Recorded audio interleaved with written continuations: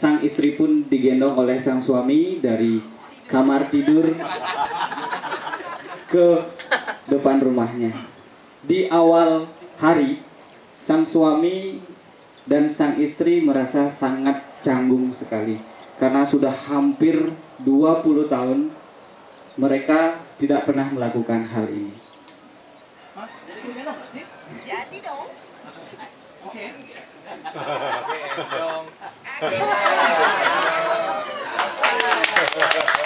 Sang anak pun sangat gembira melihat hal itu, sangat merasa senang.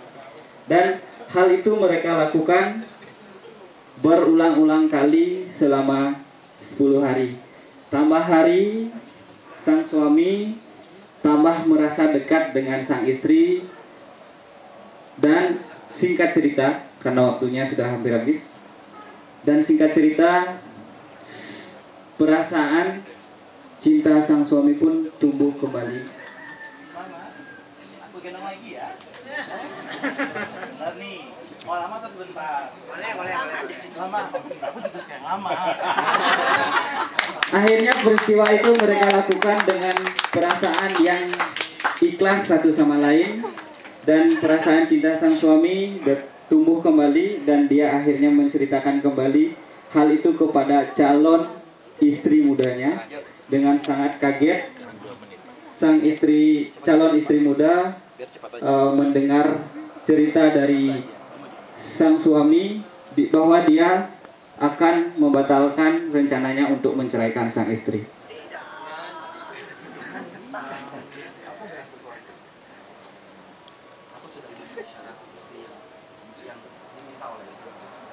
Tapi aku tiba-tiba merubah pikiran.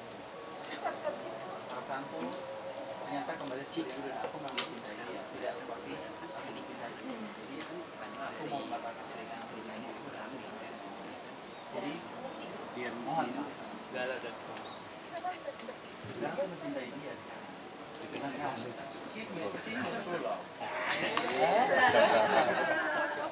Intinya dengan keterpaksaan sang calon istri muda pun menerima hal itu.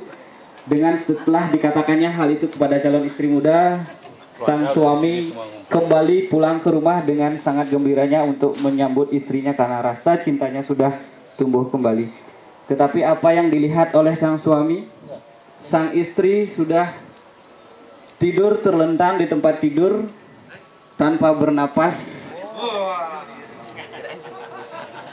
Dan ternyata sang istri telah meninggal karena menderita kanker rahim. Ternyata penyakit ini telah diderita oleh sang istri cukup lama, tetapi dia tidak menceritakannya kepada sang suami. Dan di hari-hari terakhirnya dia ingin merasakan kedekatannya kembali dengan sang suami tanpa diketahui oleh sang suami. Dan akhirnya rencana yang dia rencanakan itu ternyata berhasil, tetapi endingnya sang istri sekarang sudah tidak ada lagi dan akhirnya sang suami memutuskan untuk tidak menikah lagi untuk selama-lamanya karena cintanya sudah sangat cinta mati sama sang istri. Akhirnya kesimpulan dari cerita ini mungkin bisa disampaikan oleh Bapak Nyoman. Silakan, Pak.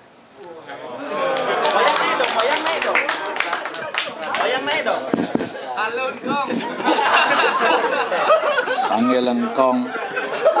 Kapan aku kawin sama mbahmu? Oke. Kebahagiaan, kesenangan, kesedihan, kepedihan hati itu siapa yang bisa mengukur? Tidak ada satu orang pun yang bisa mengukur.